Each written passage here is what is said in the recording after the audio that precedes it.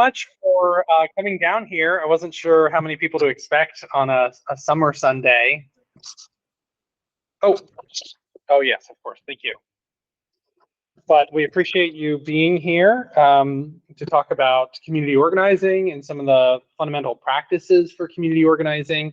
I got involved in this type of work a little over a decade ago when I was a seminary student as an intern. I joined an organization called the Greater Boston Interfaith Organization, and they did this Industrial Areas Foundation, Saul Alinsky style community organizing. And they had, by that point, already had a record of attaining some pretty significant wins in Massachusetts. They were the group that had been responsible for the push for what became known as Romney Care, which eventually became the Affordable Care Act nationally. And so the way that community organizing works that I found so appealing is the approach to justice work is primarily through relationship. And so the theory is that you build political power through relationships, and not private networking relationships, but what they call public relationships, where you're connecting with people, getting to know their experiences and their stories as a way to build a base of people with shared self-interest. So if a pain point for a significant group of people is healthcare, for instance, then you can build on that issue and you have a base of support, people to work with. It's a very grassroots level style of organizing that I found very appealing, and it kind of works for me in my mind about how even church works, that we kind of build the kingdom of God through relationship. That's kind of the currency, the capital of the kingdom of God, in my view. And so I really enjoyed the work of community organizing. It's a long, slow process.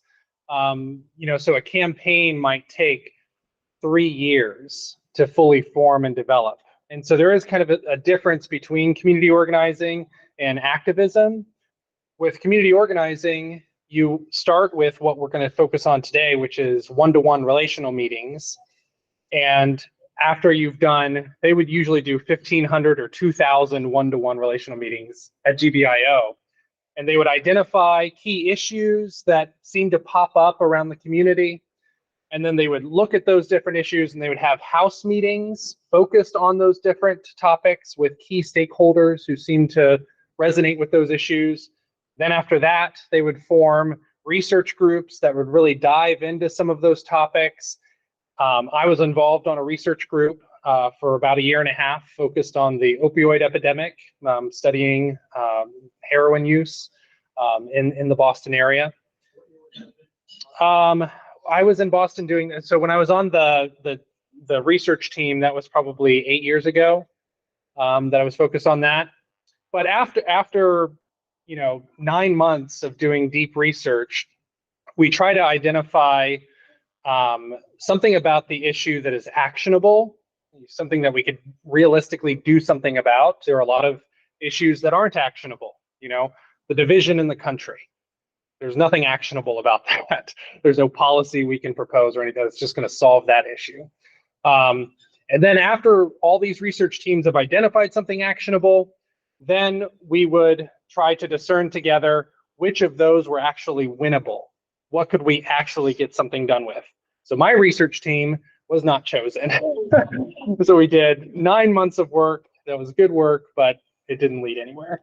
But nevertheless, it's part of the process, and so I was happy to be involved. So that's all I think I'll share about my own experience and why I love community organizing, and just sort of the big picture of what it looks like. I don't know if Pastor Sarah, you'd like to share anything about experiences you've had. I mean, truthfully, my experience is kind of nominal. When I first came to Iowa City, I was involved a little bit with, is it called JKIC? Johnson County Interfaith Coalition, yeah. And started doing some work with them, but I didn't get very far in it because I moved in the direction of Just Church at that time, which kind of accomplished some similar goals in that our offerings were all 100% donated to a purpose or an organization that it wasn't a congregation, that the assembly chose. And those things were chosen through conversations similar to these one-to-ones, where it wasn't me coming and saying, hey, worshipers, we're going to give all of our money towards this. And we ended up, our first organization was Eastern Iowa Community Bond Project. And that turned into a very meaningful relationship for over a year, where the money ended up paying bail bond for 8 men who were incarcerated in Omaha when Mount Pleasant was raided. So, I mean, that's a little tangential. So I'm actually here to kind of learn, as well as maybe facilitate whatever would be helpful to Bobby. But we should also say that this conversation here today, thank you for being here, is also a result of Marissa's study of The Time Is Now, which was in the spring. So that kind of helped shape social justice and give us some points and direction and things like that. So that's where this came from. So we should gesture towards her work also. So. Awesome, thanks. So what I would like to do is focus our attention on that stage 1 of community organizing, the bedrock for the work of community organizing, which is the one-to-one relational meeting. And it seems like it's something that should be straightforward and easy and intuitive, but it is not. You got to trust me, it is not. That's typically the biggest challenge whenever I've led trainings or experienced trainings, is people assuming they understand what it is, but it is not that. So one-to-one, oftentimes when they'll do one-to-one trainings, especially for leaders, they'll do a 5-day training just on doing one-to-ones, on how you do them. They're kind of tricky, because what you're doing is you're not trying to build a personal relationship with someone. You may have a personal relationship with someone outside of the context of doing a one-to-one, but a one-to-one has a very specific purpose and a very specific goal. As I said before, it's to build a public relationship with someone. Public relationship meaning how their inner life intersects with the community life. And so you're trying to identify what motivates them, what their self-interest is. And when I say self-interest, I don't mean their selfishness, that they're just seeking for themselves and no one else, but what they need for their own self-preservation. You know, what everyone needs. That might be, you know, their family to be safe, or their children to have adequate education, food security, healthcare. Could be any number of issues that impact someone's need for self-preservation. And that's where we're wanting to partner with people and meet people. And so as we engage with folks in one-to-one conversations, we're trying to push the conversation a little bit deeper than I think we normally have political conversations with one another. Oftentimes, what we tend to do is have conversations on the head level. You know, things we read about, you know, heard something on NPR, we saw a documentary, I have opinions or thoughts about something in particular, and we like to talk about that. And there's nothing wrong with that. Those are wonderful conversations, but it doesn't get us to the goal of what the one-to-one is seeking to do if we stay on that level. And so one exercise that we have to start digging a little bit deeper within ourselves, that's often used in community organizing workshops, is called the stick figure exercise. And that's where we think about ourselves as a little stick figure, right? And you have different parts of the body that we want to consider of ourselves. So we can start with the head, go to the heart, the gut, and then the hands and feet. So when we start with the head, that's the realm of thoughts and opinions and ideas, maybe knowledge we have. And those are problems that we identify in the world socially, economically, politically, whatever our opinions are of those things, that's all kind of in the head. And so I'm going to invite us to take a few moments to fill out the handout that you have. If you don't have a handout, could you raise your hand and I can make sure that you get, okay. Thank you so much, Sarah. And so I'm going to, that's all I have, yeah. A couple of folks may have to share, I apologize. Wasn't sure how many to expect today. Okay, yeah, no, that's fine. Yeah, yeah, even blank paper. There's nothing too complicated on my little handout. Just divides it out by body parts. So we're gonna take a few moments to go through these, and I'm happy to provide some clarification. But the head is thought world, and then the heart level, as it says on the handout, are the things that really impact you on a feelings level. You know, what problems exist in our community that make you mad, make you afraid, make you anxious, make you sad, make you cry, weep. What are the things that really tug on your heartstrings? And we're really trying to focus too in all of these parts on things that are impacting our community locally, as local as possible. Iowa City preferably, but maybe Johnson County, maybe the state of Iowa, but really kind of disregarding national stuff because in all honesty, there is nothing we can do about things on a national level. A small group of people, it's a nation of 350 million people, so we have to focus on the local. So the head, the thoughts, the heart, what tugs on our heartstrings, and then the gut. This is the real meat and potatoes of what community organizing is after. The gut is what impacts me personally. What motivates me personally? Is it my children's safety or their education? Is it my career? Is it, my safety? These are things for your own personal self-preservation. That impact you. And this is what's really going to identify your own self-interest, your own internal motivations. And then the final thing is your hands and feet. And those are just identifying ways that you like to get plugged in and involved in organizations. So when you volunteer or get involved, what are the things that you feel like you're good at? What are the things that you enjoy doing? Because we need all types of gifts and all types of skills for folks. So I'll give you all a few moments to jot down some notes on that.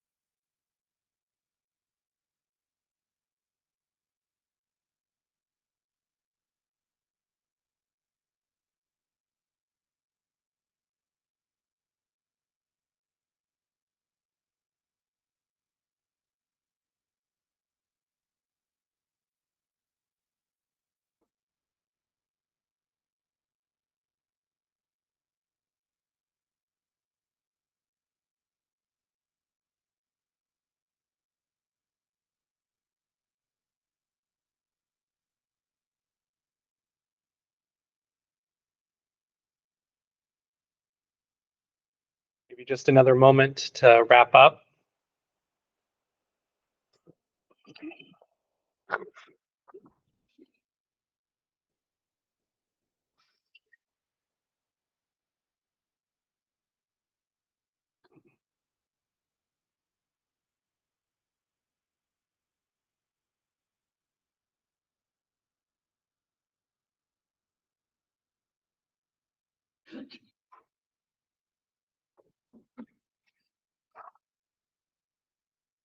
All right.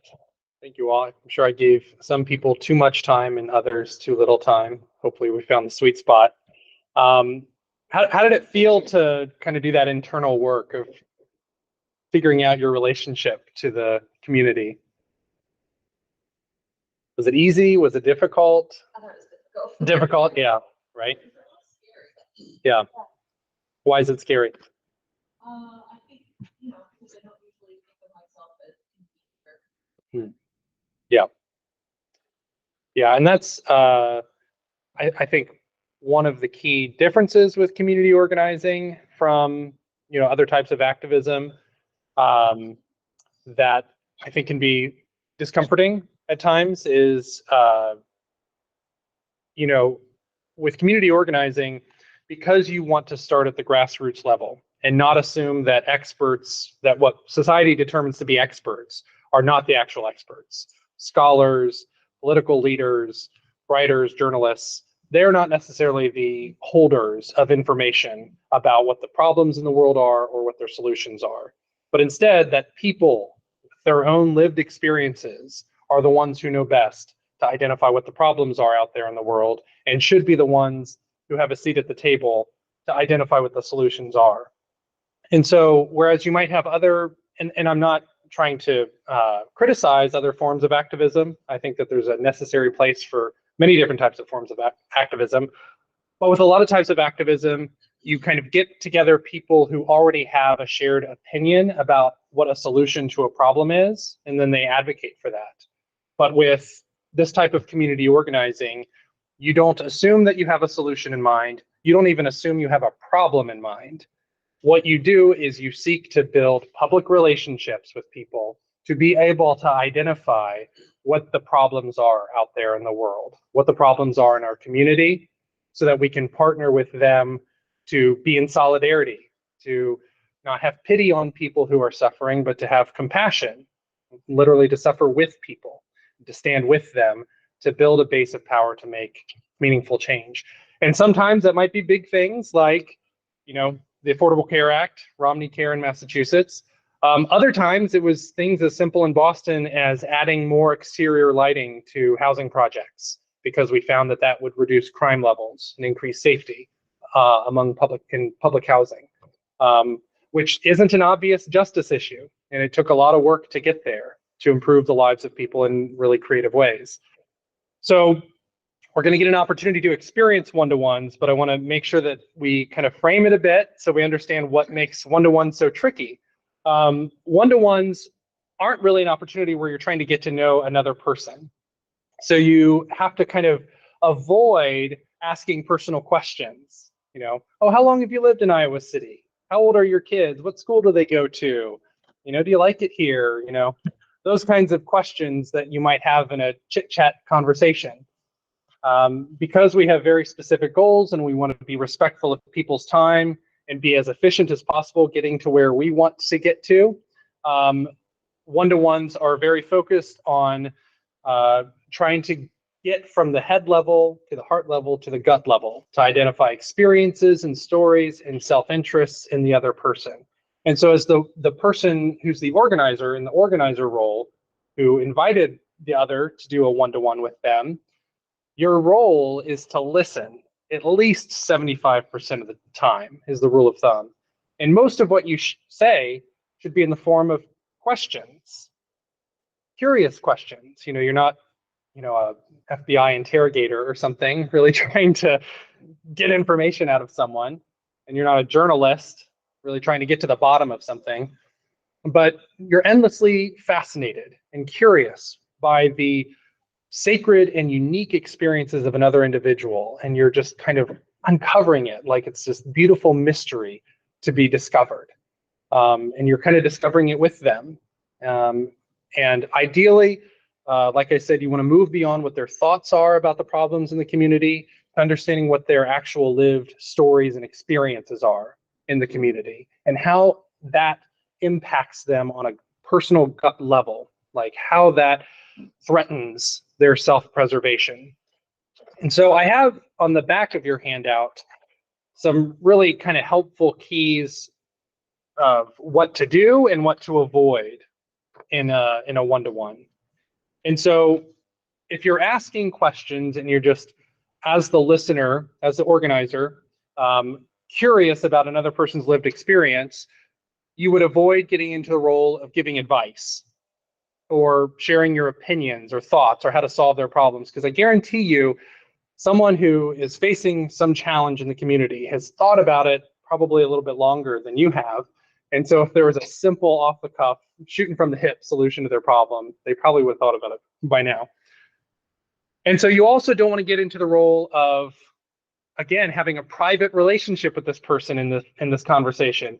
It's not a conversation of reciprocity. So if they bring something up, even if it's something that impacts you, so they lost their job, or they can't find a job, or can't find housing, and you had the same exact experience, your impulse would be to say, oh, that same thing happened to me, and I blah, blah, blah, and it's really tough, But that is not the place to do it. The one-to-one is not the place to have that conversation, because you are there to listen to the other person.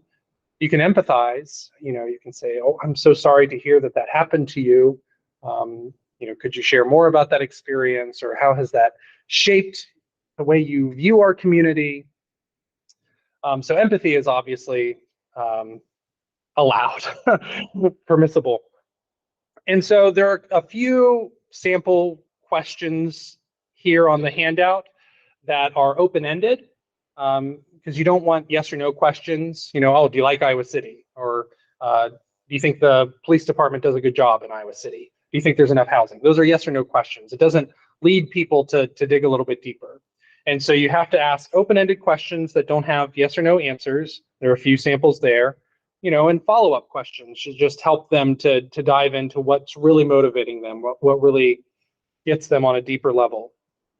And then if you're doing an actual one-to-one out there in the world, you obviously would want to thank the person for their time and ask them for maybe a couple references, saying, do you have a couple people that you think I might be able to have a similar conversation with?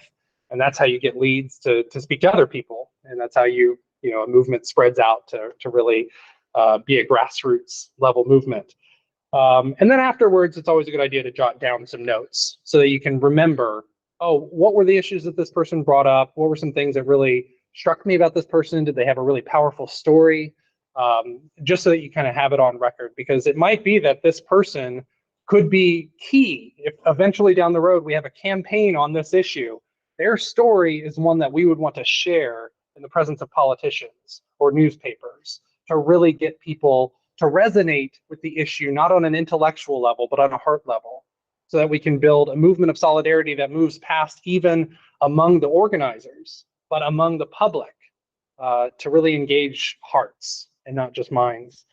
So maybe I wonder if one thing that would be helpful would be to model a very brief one-to-one. And Sarah, could I put you on the spot, maybe to come up? Just because I know she's done it before. Sarah, everybody.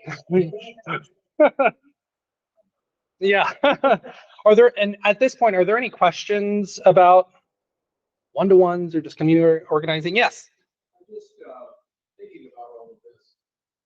Gene and I have been involved in organization in Eastern Kentucky. Basically to address social justice and economic development, so forth. We looked around, and there were probably 15 other organizations doing the same. Yeah. And it struck, and I also worked in a small country in Africa. And same thing. Organizations that have identified problems and so on and so forth, and they're all working independently. And I'm just wondering if a lot of the product in the end could be by coordination, making efforts to work together in some specific project, and cut out a lot of time identifying problems that have already been identified. I mean, that's the thought that I have. Sure. And Yeah. Yeah. No, I think with this type of community organizing, there are pros and cons. And I do think that the efficiency is a major con for this type of organizing. Another criticism that is leveled against this type of organizing is its unwillingness to take stronger stands on issues, because it's kind of moderate, because you are trying to build a wide coalition of people. And so the views of a small minority of folks aren't really going to be an issue that community organizers take on, because it's not winnable. And so that is a con on the side. I will say a pro on the side of this type of community organizing, by intentionally taking the step to slowly build relationships and listen prior to taking action, is that you avoid the pitfalls of some types of activism where oftentimes it's kind of wealthy, educated white people assuming that they know the answers to people's problems that they don't even have a personal relationship with, and that can happen quite often, rich people thinking that they know what's in the best interest of the poor, or migrants. I mean, think about our experience with the Columniettes. I would have never guessed in a million years the types of challenges that they faced coming to this country. Traveling to Des Moines to get fingerprinting, right? Yeah. Like, who knew that was such a challenge? Yeah. Yeah, the Columniettes, when they came here, they needed to have their biometrics done, their fingerprints scanned. And the only place that they can do that is the office in Des Moines. They would not allow them to do that locally, even though none of them had a driver's license or a vehicle. Artem was in a wheelchair. We didn't have an actual handicap accessible sort of van to take them. And with very short notice, they would get a letter in the mail and say, oh, in like 4 days, you've got to be at this office in Des Moines during a weekday. Yeah. And so we would have to scramble to find someone to be able to take the wheels off of Artem's wheelchair, cram him into a van in a way that I don't know if it was legal or not, and cart him up there 4 hours round trip. And with Artem, because of his hand issues, they couldn't scan his fingerprints correctly. And the technician told me when I was there, well, they're not going to accept these fingerprints. And so what they're going to do is make you come back 2 more times, and it's going to fail 2 more times. And then they'll allow an exemption for him to get them ink printed at the local sheriff's office in Iowa City. And that's not something, I mean, and as much as we read on the issues and everything about immigration and refugees coming here and that experience, I would have never known about that story, that particular challenge, had we not done the slow work of being in relationship with them, in solidarity with them, working, collaborating. So anyway, that's my spiel on the pro side of community organizing, even though it's slow, but it is obviously also a barrier. Well, I'd love to model a one-to-one real quick. Sarah, if you're comfortable with that. Sorry to put you on the spot. I didn't ask you ahead of time. But if you could come closer so that people could hear you talk. I am not great at one-to-ones. I'm just going to say that out front. I mean, I've done probably hundreds of them, but I still don't think I'm very good at them. So I'm not modeling a perfect one-to-one by any stretch of the imagination.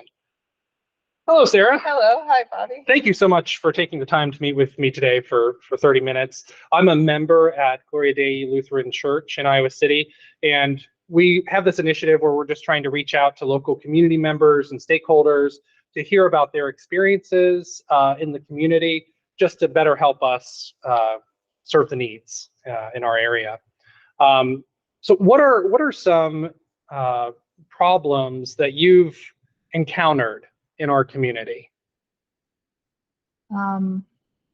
Problems in our community. Well, I mean, I think the immigration stuff that we've been talking about is pretty big. But like more personally for me, I think like I'm a teacher, and the last few years, like a lot of the new laws around teaching have been very stressful for me. In what ways? Yeah, I'm come sorry. closer to the microphone. So Thank you. I'm a teacher, and some of the new laws around teaching have been very stressful for me. So a couple of years ago, they passed a law that we can't teach any divisive topics, which is really vague, and I think it has to do with like the kind of fear about critical race theory. But it, you know, it kind of freaks me out. I don't know what I'm allowed to teach and what I'm not allowed to teach. I basically just have kept doing what I've been doing, but yeah, I don't really know how to deal with that. And then more recently, there are a bunch of laws. Basically, I just found out last week, my union had a webinar about this, that apparently we are not allowed to give any survey to students about their social emotional health that has not gotten written permission from the parents first. And my union advised me, like the lawyer for the union said, this means you cannot ask the whole class, how are you feeling today?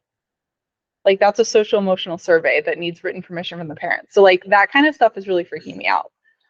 I don't know how to, deal with that. That sounds really challenging. In what ways does that impact what you would like to be doing as a teacher? It makes it harder to connect with students. A lot of students don't have a great, attitude towards school to begin with. A lot of their families don't necessarily, like I still remember this one mom who was really mad about something the school had done, but she was like yelling at me about it. And she was like, this nonsense is exactly why I dropped out after I had, big student name. So I was like, okay, like that's like a family that has some generational anger at school. You know what I mean? And so like this kid is going to be hard for me to reach no matter what. And then on top of that, now I have these like barriers of, I cannot connect with the kids on a certain level because the government is now worried about me. I think they're worried about me like overstepping parental rights about like guiding the kids' social emotional health. Yeah. And so what do you fear could be the outcome of these laws and this challenge you're facing? Just that there's more of a disconnect between teachers and students, that students hate school even more. I really hate the cell phone situation in schools. I already feel like, kids are just totally disconnected emotionally from everything that's happening in school. And I don't know. I just feel like the safe thing for teachers right now is just to like completely step back and like not care about any of it. And I feel like that is just going to, this is kind of making me depressed. Like this is gonna like just exponentially, take the whole atmosphere in schools, just make it worse. What could you imagine the outcome of that being? More absenteeism, more kids dropping out, kids who are dealing with trauma or bad situations at home, like not wanting to share with school because they don't feel like the school cares or will do anything. I had a student once who told me that his parents were like fighting and drinking, and like I tried to do something about it. I called, all these people, like there was really nothing I could do that was useful. I called, DHS or whatever. They were like, there's not much we can do. And then the kid was suspended for drinking at school like a month later. And so it's like that kid was calling out for help and I couldn't provide it. And so I just feel like there's so many ways that school is kind of a safety net for kids with bad situations in life. And this, like all these kind of laws around, like you can't use a kid's nickname anymore because they're worried about kids who are trans using one name at school and then the parents not knowing. But literally this means we cannot use any nickname without written permission from the parent now. That's another new law. Wow. So I just feel like it's just all this disconnect. They just want to separate teachers and students, and that's literally what they're doing. Thank you. I'll pause here. Which was great. Sarah, you shared. Yeah.